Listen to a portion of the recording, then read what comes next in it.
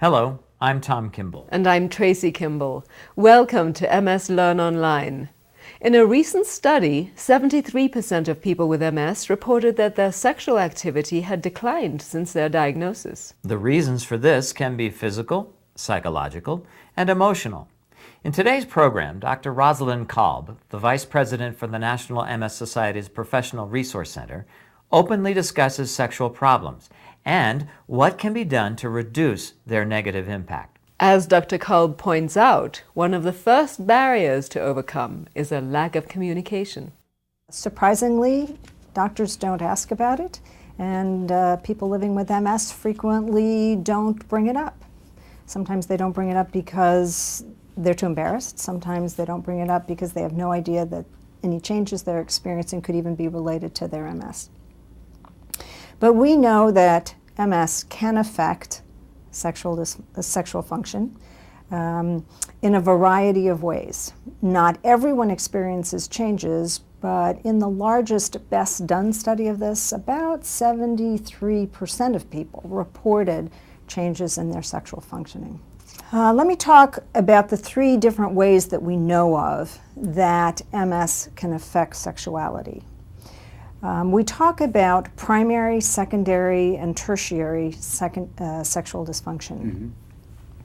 The primary changes that happen are the result of actual damage in the central nervous system. So just like any other symptom of MS, where damage to the myelin in the central nervous system causes a symptom, you can see that kind of change in sexual function. For women, the most common changes that are caused directly by damage to the central nervous system can be a lack of interest in sex, an inability to get aroused, achieve vaginal lubrication, or to experience an orgasm. All of those are based on neurologic functioning, and when the central nervous system isn't working right, those can change.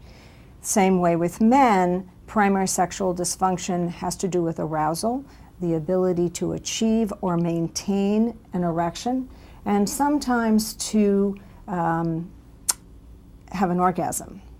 The other primary change that can happen to both men and women has to do with changes in sensation, so that you can experience numbness, just like you can experience numbness in your feet or your legs, you can experience numbness in other areas of your body, which can interfere with sexual pleasure.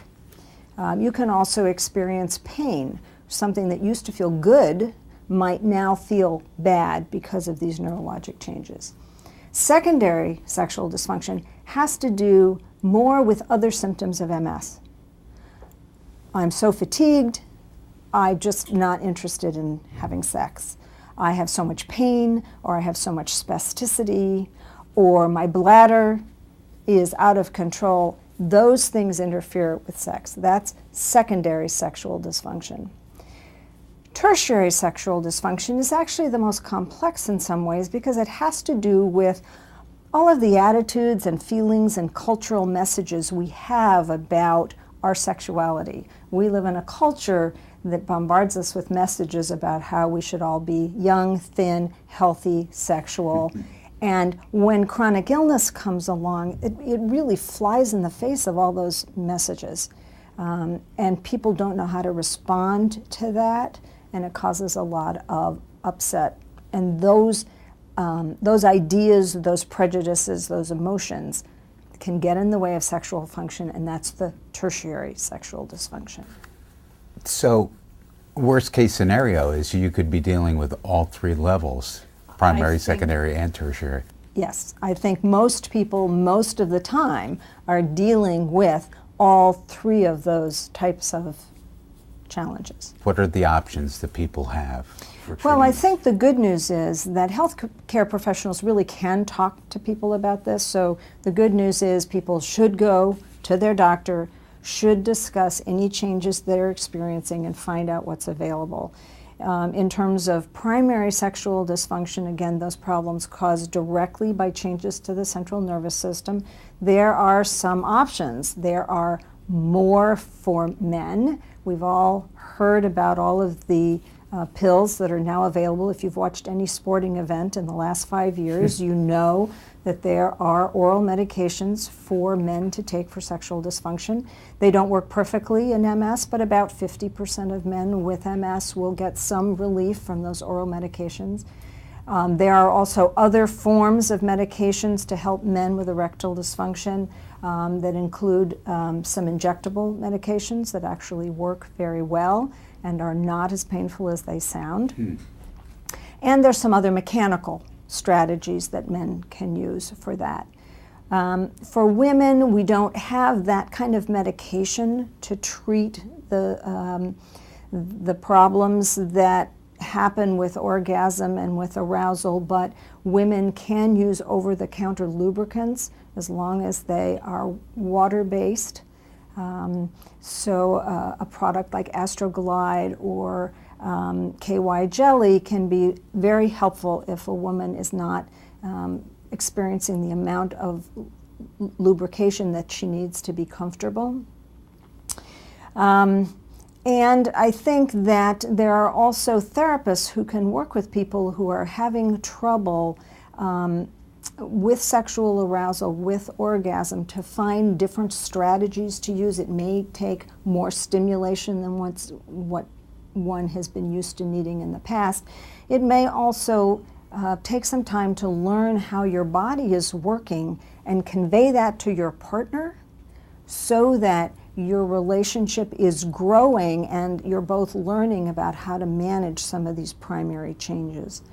In terms of secondary sexual dysfunction, all those symptoms we talked about of MS that can interfere with sexual activities, it's really key to talk to the healthcare team about what symptoms are getting in the way, whether it's fatigue or bladder symptoms or spasticity, because as you address those, then the symptoms interfere less with sexual activity. One other thing that's important about secondary sexual symptoms is that it's important for people to recognize that some of the medications they take can also interfere with sexual dysfunction. And so reviewing all the medications with your physician to make sure that any of them that might be interfering with sexual function, like antidepressants, for example, which are known to have that problem sometimes, the doctor can work with a person to adjust the dosage levels and the timing of medications so that they will interfere less with sexual activity. And what about the tertiary effect? Well, I think the tertiary sexual dysfunction, as we talked about, is all those attitudes and ideas we have about our sexuality, and that's really where the issue of intimacy comes into play, and how do you maintain intimacy when you're experiencing these changes to your self-image, when you're feeling different about your own sexuality. What's interesting about sexual dysfunction in MS and how it can affect intimacy is that for some people, intimacy is a prelude to sex. People feel intimate, they feel close, they feel warm, that leads them to feel sexual, and they engage in sex. For some people, however, sexual expression is a way to feel more intimate. So sexuality is a very important way in which they relax and become more intimate with one another. Whichever way it is for a couple or for a person in that couple, the sexual activity is very important, and when MS interferes with it, it can have a significant impact on that couple's ability to feel intimate. And through that dysfunction, sometimes it can build better intimacy. It can, but I think communication is really key. If somebody's sexual responses change, for example, and the couple doesn't talk about it, it's very easy to misunderstand or to misinterpret what's going on. Oh, my partner doesn't seem to be enjoying herself very much. Maybe she doesn't find me attractive anymore. My partner isn't reaching orgasm anymore. Maybe I'm doing something wrong. Maybe I don't turn him on. So if the physical changes happen and the couple isn't able to talk about what's going on, then worries start to build up, distrust, then it becomes even harder to talk about, and suddenly intimacy is out the window. So the most important message is that when a person's experiencing changes, it's very important to communicate that that's what's going on so that the partner can understand and not misinterpret any changes. So in this sense, the MS can be almost used as a strength, possibly to bring couples closer, in the sense that I disclose, you accept my disclosure, and now we're on a better page together. I think it has the potential to bring people closer together, but I think this is such a difficult and sensitive issue for people to talk about that sometimes crossing that hurdle so that they can talk and share and not misinterpret or blame is really important. What can couples do to increase their intimacy?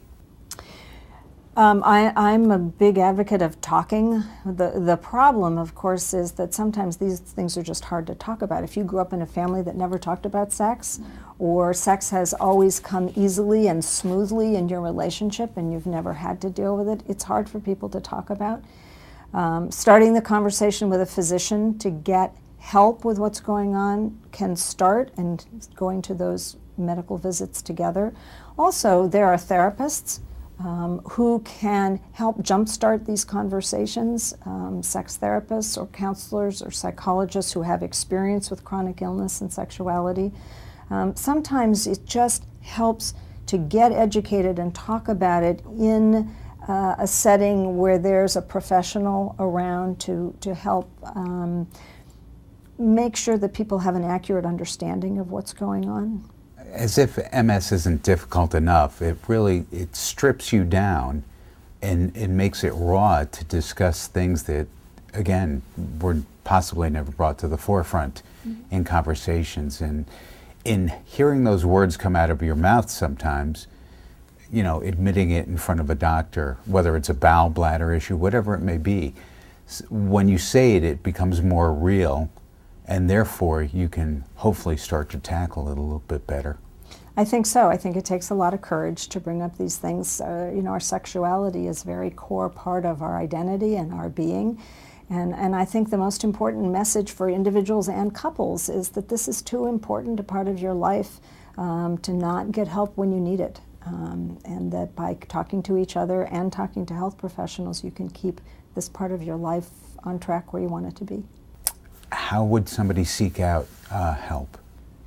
I think one can start with the neurologist and ask for information and ask for referrals to specialists, and also the National MS Society can provide referrals to people who have expertise in this area. It's just taking the first step to ask. The resources are out there. And it's finding the courage to be able to ask that question. I agree. Much like it probably was addressing your initial issues and going in and seeing a doctor to begin with. So we've come full circle. Thank you, Dr. Kalb. We appreciate your time and your insight on intimacy. Communication with your partner and your physician is a critical component when dealing with sexual dysfunction. Indeed. To learn more, click on the resources link to connect to the National MS Society's program, Relationship Matters. You can find out about classes that deal with intimacy, along with a host of other topics that are critical in maintaining and nurturing your relationship with your partner. Thanks to Dr. Rosalind Kolb, and thank you for joining us today.